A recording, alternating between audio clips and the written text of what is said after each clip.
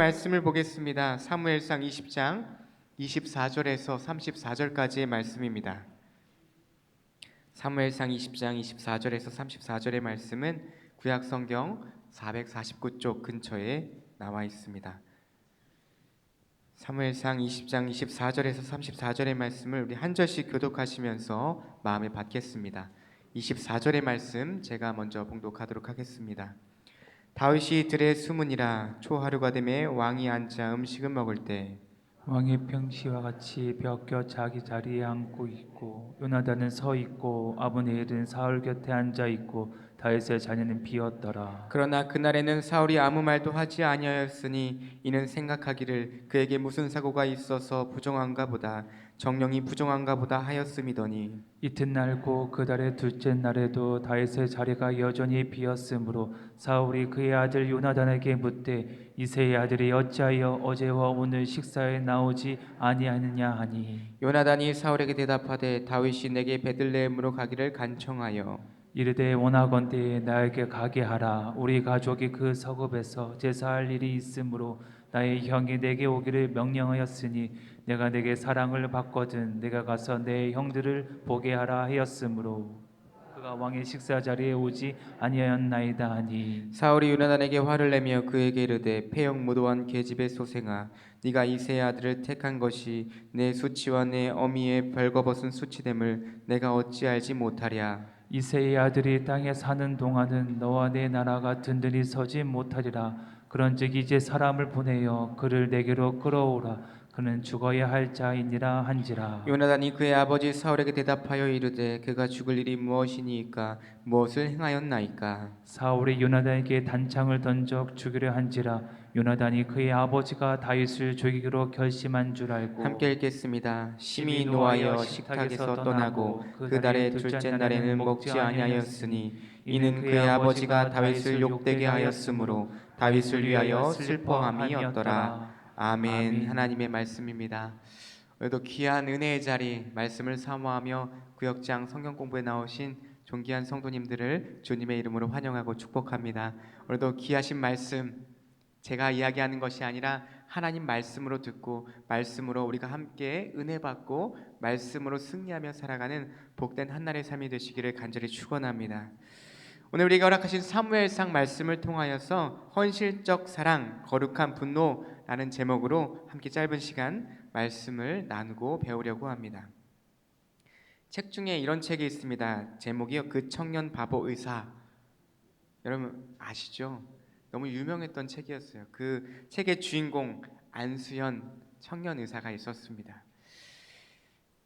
이 청년 의사 안수현은 의학 분업 문제로 의사들의 진료를 거부할 때 동료들의 비난을 무릅쓰고 끝까지 환자들을 돌보았던 청년 의사였습니다. 그는 하나님의 사람으로서 사명과 믿음의 절박함으로 환자들을 돌보고 헌신적인 섬김으로 열심히 치료하고 또 치료했습니다.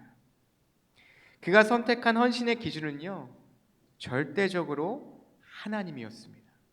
하나님께서 나에게 의사라는 직업을 허락해 주셨고 이 직업을 통해 예수 그리스도의 사랑을 전해야겠다.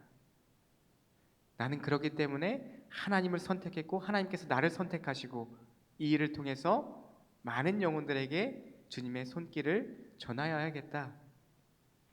이런 믿음으로 끝까지 헌신했던 의사였습니다. 헌신이란 옳고 그름의 문제를 떠나 오직 하나님의 뜻에 순종하는 것이다. 이러한 마음으로 열심히 일했다는 것입니다. 주님을 섬기듯 환자들을 섬겼어요. 우리는 세상의 기준과 하나님의 기준 사이에서 늘 선택해야 합니다. 어떤 기준으로 이것을 선택해야 할까? 바라기는 우리가 우리의 신앙의 기준, 헌신의 기준이 절대적인 하나님이시기를 간절히 축원합니다. 내가 아니라 하나님, 내가 이것을 원하지만 정말 하나님께서 원하시는 것입니까? 기도하면서 그 길을 정하며 나아갈 수 있었으면 좋겠어요. 내가 기준이 되어서는 안 된다는 것입니다. 그렇게까지 해야 돼?에서 그렇게까지 하자라는 믿음으로 하나님의 말씀에 순종하며 살아갈 수 있기를 간절히 축원합니다. 동일한 도전이 우리에게도 적용되어져야 해요. 안수현 의사는요, 정말 하루 24시간을 헌신적으로 살았습니다. 인턴과 레지던트 과정을 지나는 동안 얼마나 힘들었겠습니까? 잠도 자지 못했을 거예요. 그럼에도 불구하고 그는 부족한 시간을 쪼개가며 환자들을 향한 특별한 마음을 행동으로 옮겼습니다. 환자들을 향해 찬양 테이프나 책을 선물했을 뿐만 아니라 퇴원한 후에도 그들의 집을 찾아가 그들을 위로하고 그들에게 아픔을 묻고 그렇게 주의 사랑을 전했다는 것입니다. 자신들이 돌보던 환자가 세상을 떠나게 되면 또 장례식장에 찾아가 가족을 위로하며 함께 눈물을 흘려주었던 그런 사람이었습니다. 세상의 관점으로 보면 정말 오지랖 넓은 사람이다 이렇게 볼 수 있습니다. 그런데 하나님의 견해로 그를 바라보면 진정으로 예수 그리스도를 닮은 사람, 예수 그리스도를 사랑하는 그 마음으로 헌신했던 사람이었다는 것입니다. 환자를 단지 자신의 의술이 필요한 사람이 아니라 하나님께서 자신에게 보내신 사람으로 여겼다는 거예요. 그렇기 때문에 그런 일들이 가능했었습니다. 그런 그가요, 2006년 33살 나이로 하나님의 부르심을 받게 됩니다. 유행성 출혈로 갑자기 쓰러진 후에 한 달 만에 하나님의 부르심을 받게 돼요. 33년간의 삶을 살아오면서 그는 정말 예수님 닮은 사람으로 주를 위해, 주님께서 보내신 그 영혼들을 위해 끝까지 헌신하며 사랑했던 사람이었습니다.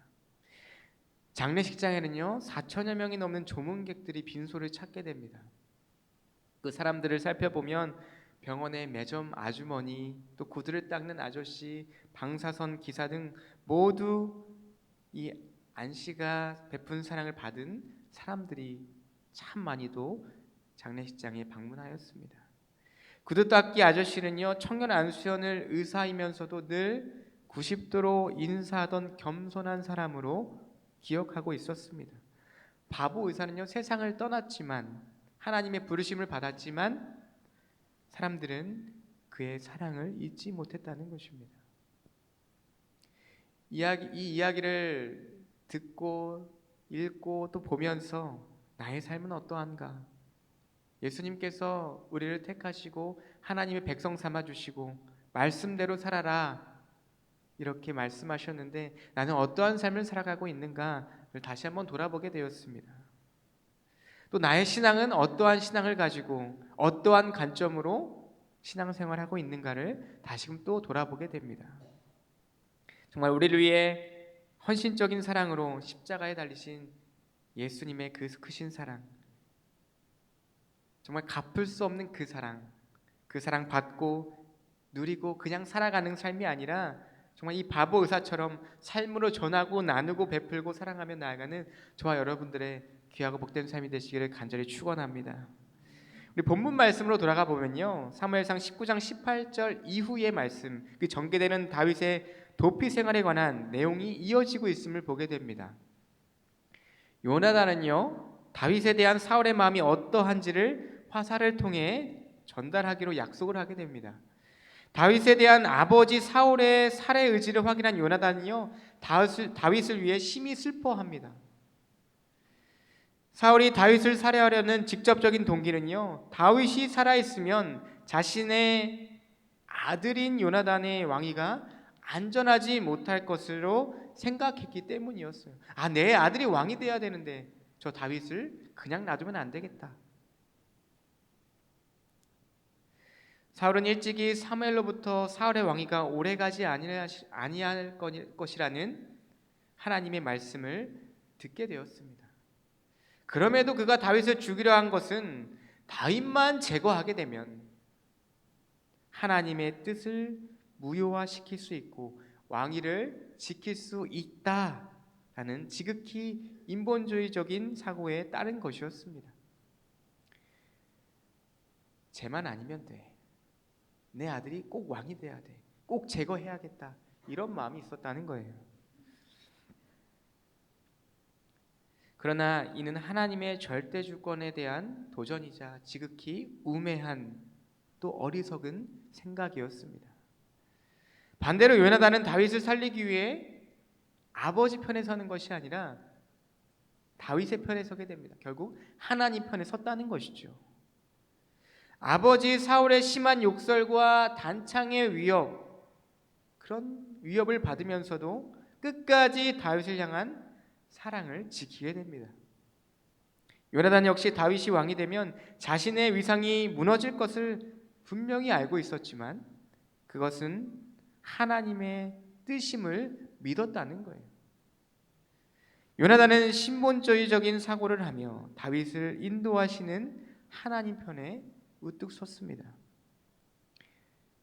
바라기는 우리가 세상의 편에 서는 것이 아니라 내가 아는 그 사람의 편에 서는 것이 아니라 돈이 많은 능력이 있는 그런 사람 편에 서는 것이 아니라 하나님의 뜻에, 하나님의 말씀에, 하나님의 편에 서는 저와 여러분들의 삶이 되시기를 간절히 축원합니다.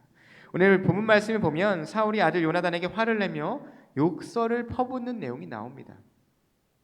말씀 나누기 첫 번째인데요. 우리 한번 같이 읽어보도록 하겠습니다. 시작. 사울이 아들 요나단에게 화를 내며 욕설을 퍼붓는 이유는 무엇인가요? 무엇이었을까요? 본문 28절에서 30절 말씀입니다. 제가 세번역 성경으로 읽어드리도록 하겠습니다. 다윗이 급히 자기 고향 베들레헴으로 가봐야 되겠다고 제게 휴가를 요청하면서 이런 말을 하였습니다. 우리 집안이 베들레헴에서 가문의 제사를 드리는데 나의 형님께서 직접 찾아와 그 제사에 참여하도록 명령하였다네. 가서 친척들을 만날 수 있게 휴가를 내게 주게나. 그래서 제가 할 수 없이 다윗을 보내주었습니다. 이런 이유로 그가 어제와 오늘 임금님의 식탁에 나오지 못하였습니다. 그러자 사울은 매우 화를 내면서 요나단에게 소리쳤다. 이 반역하는 더러운 놈아, 네가 달아난 놈하고 한패인 줄을 내가 모를 줄 아느냐? 이것은 너 하나만의 수치가 아니라 내 어미까지 부끄럽게 하는 수치이다. 요나단이 다윗의 간청을 허락해 주어서 다윗이 왕과 함께하는 초하루 제사에 나오지 않았기 때문에 화를 낸 것입니다. 요나단이 다윗과 약속한 대로 사울의 살해 의지를 확인하게 되죠. 쟤를 죽여야겠다라는 그 굳은 의지를 확인하게 됩니다. 다윗은 들에 숨어 있고 요나단은 월삭 제사 자리에 참석을 하게 됩니다. 25절 말씀은요, 사울과 아브넬이 앉아 있고 요나단은 서 있으며 다윗의 자리는 비어 있다고 기록하고 있음을 보게 됩니다. 이는 앉아 있는 사울과 아브넬이 같은 입장이라는 것을 이야기해 주고 있어요. 또 자리에서 서 있는 요나단과 들에 서 있는 다윗이 같은 입장임을 우리에게 알려주고 있습니다. 사울은 다윗을 제거해서라도 다윗의 자신의 왕권을 굳게 세우려고 하고 요나단은 하나님이 왕으로 세우실 다윗을 굳게 지키려고 합니다. 말씀을 보면 사울은 3번이나 다윗을 이새의 아들이라고 부릅니다. 27절과 30절, 31절 말씀에 그렇게 부르고 있어요. 당시 다윗이 사울의 사위이자 군대 장관이었음에도 그를 반복적으로 이새의 아들로 부르고 있는 것은 다윗을 비난하는 것뿐만 아니라 그에 대한 분노와 살해 의지를 표출하고 있는 것을 보여주고 있는 것입니다. 그러나 요나단의 마음은요, 다윗의 하나님을 향해 있었습니다. 아버지 사울의 그 마음과 같이 하고 있는 것이 아니었다라는 것이죠. 제가 만약에 왕의 아들이었다면 저도 왕위를 지키고 싶었을 거예요. 그래서 다윗을 같이 살해하고자 하는 음모를 꾸몄을 것입니다. 그런데 그런 마음을 갖지 않았다는 것이죠. 하나님을 향한 마음으로 이것이 바로 하나님의 뜻이구나 라는 것을 깨닫고 하나님의 사람을 세우기로 결정하였다는 것입니다. 네가 이새의 아들을 택한 것이 30절의 말씀에 이렇게 나오거든요. 네가 이새의 아들을 택한 것이, 이 선택하다에 해당하는 히브리어는요, 하나님이 이스라엘을 선택하시는 행위를 나타낼 때 동일하게 사용되었습니다. 하나님께서 이스라엘 백성들을 선택하셨던 것처럼 하나님께서 다윗을 선택하셨다는 거예요. 하나님이 이스라엘을 선택하시는 행위를 나타낼 때 사용됐던 것처럼 하나님께서 선택하셨기 때문에 아버지의 뜻이 아닌 하나님의 뜻을 따라야겠구나, 이렇게 선택하였다는 것입니다. 즉 다윗을 향한 요나단의 사랑은 인간의 이해관계를 떠난 지극히 이타적인 아가페 사랑이며 끝까지 백성을 포기하지 아니하신 하나님의 헌신적인 사랑을 우리에게 보여주고 있는 것입니다. 그 사랑이 우리만 받고 그치는 삶이 아니길 바랍니다. 지금까지 신앙생활 쭉 해오시면서 예수 그리스도의 사랑 날마다 듣고 보고 그렇게 사랑으로 살아가셨잖아요. 이 사순절 기간 십자가의 그 크신 사랑을 우리 마음 깊이 세우고 그 사랑을 그냥 마음 깊은 곳에 새기기만 하는 것이 아니라 그 사랑을 나누고 전할 수 있었으면 좋겠어요. 가족, 형제, 더 나아가 카톡을 통해서도 예수를 알지 못하는 사람들에게 그 사랑을 전할 수 있었으면 좋겠습니다. 나만 알긴 너무 아깝잖아요. 나만 받기 너무 아쉽잖아요. 그 사랑을, 내 사랑을, 예수님의 사랑을 함께 나누고 전하는 귀하고 복된 삶을 살아갈 수 있기를 간절히 축원드립니다. 말씀 나누기 두 번째입니다. 두 번째, 우리 같이 한번 읽어보도록 하겠습니다. 시작. 아버지 사울이 다윗을 죽이려 하는 것을 요나단이 확신하게 된 계기는 무엇인가요? 무엇일까요? 우리 본문 말씀 한번 읽어보도록 하겠습니다. 32절에서 33절의 말씀입니다.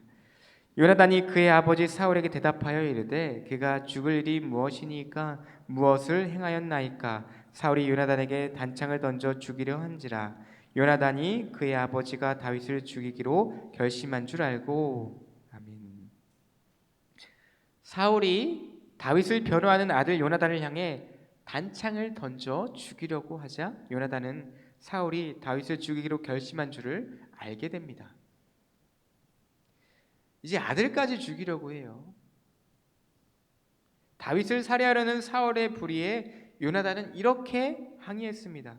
그가 죽을 일이 무엇이니까 무엇을 행하였나이까? 도대체 무슨 일을 했기 때문에, 무슨 일을 했기에 아버지 이 다윗을 죽이려고 하십니까? 아니 도대체 뭘 했기 때문에 이를 죽이려고 합니까? 이렇게 이야기하고 있어요. 여기서 죽을 일은요, 죽임을 당하여라는 뜻이 있습니다. 이는 다윗을 죽이는 주체가 사울임을 드러내고 있는 것이에요. 또한 무엇을 행하였나이까 라는 말은요, 다윗이 죽임을 당할 만한 죄를 결코 범죄하지 않았음을 강조하고 있는 것입니다. 도대체 무슨 죄를 지었기에? 아무 죄도 짓지 않았는데 아버지 왜 다윗을 죽이려고 하십니까? 왜요? 왕위가 위협을 받기 때문이죠. 하나님께서 다윗을 세우셨다고 했기 때문에 내 아들이 왕이 되어야 되는데. 여기에는 다윗은 자신의 생명을 아끼지 않고 블레셋의 골리앗을 죽이고 이스라엘을 구원한 영웅이 아닙니까? 라는 의미가 담겨져 있습니다. 아버지 다 보시지 않으셨습니까? 다윗이요 목숨을 걸고 골리앗과 싸워서 이겼습니다. 우리 이 백성들을 지키기 위해서 자기 목숨을 바쳤습니다. 보시지 않으셨습니까? 아버지, 이런 의미가 담겨져 있는 것입니다. 다윗 역시 요나단에게 내가 무엇을 하였으며 내 죄악이 무엇이며 라고 같은 표현을 사용하면서 억울함을 하소연하고 있는 것을 보면 다윗과 요나단이 한 마음이 되어 사울과 다른 길을 가고 있음을 우리가 분명히 알 수 있게 된다는 것이죠. 이 33절 말씀에 사울이 요나단에게 단창을 던져 죽이려 한지라 라는 말씀 또한 사울이 다윗을 죽이려고 했던 사건과 너무나도 흡사한 것을 보게 됩니다.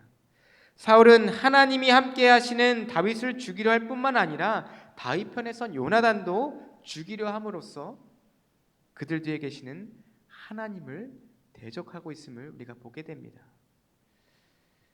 사랑하는 여러분, 요나단이 분노한 이유는 아버지가 자신에게 창을 던졌기 때문이 아닙니다. 이 이유에서도 분명 화는 났겠죠. 요나단은 아버지 사울이 다윗을 욕되게 하였으므로 다윗을 위해 슬퍼하고 분노하였다는 것이에요. 즉 요나단의 분노는 단순히 감정적인 노여움이 아니라 다윗을 죽이려고 하는 사울의 불의에 대한 분노였습니다. 불의에 대한 분노였어요. 성경에 분을 쉽게 내는 자는 다툼을 일으켜도 노하기를 더디하는 자는 시비를 그치게 하느니라. 아멘. 잠언 15장 18절의 말씀입니다.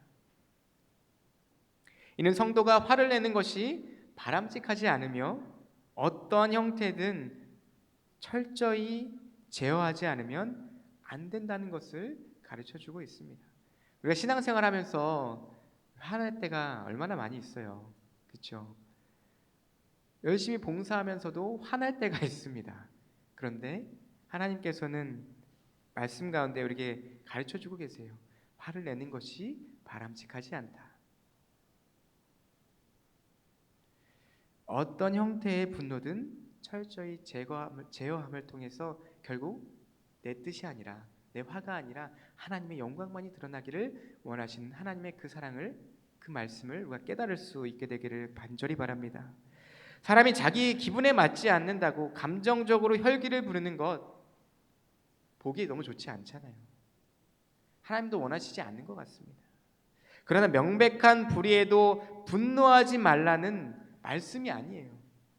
이것이 정말 하나님의 뜻에 반하는 내용이라면 그 내용에는, 그 행동에는 우리가 함께 분노할 수 있어야 한다는 것입니다. 감정적으로 혈기를 부리는 것과 불의의 분노를 느끼는 것은 차원이 다른 문제이기 때문이죠. 불의에 대한 분노는 진리에 대한 열망과 관계가 있습니다. 저것이 하나님의 뜻인데 저 사람 저게 아니라고 하네. 저기에 가만히 있으면 안 되겠다.